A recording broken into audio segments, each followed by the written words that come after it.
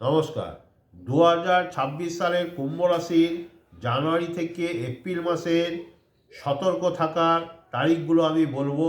যে তারিখগুলো খুবই সতর্ক থাকতে হবে তার মধ্যে আপনারা নোট করে নিন বা নোট করে রেখে দিন।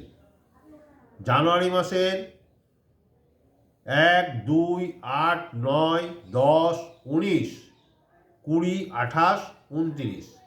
ফেব্রুয়ারি মাসের 5, 6, 7, 8, 15, 16, 24, 25।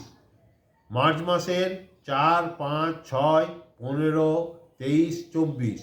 এপ্রিল মাসের 1, 2, 11, 12, 20, 21, 28, 29, 30।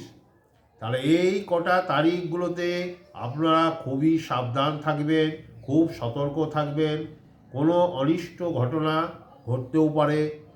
বাদবাকি যে তারিখগুলো থাকবে সেগুলো সামান্য যাবে। নমস্কার।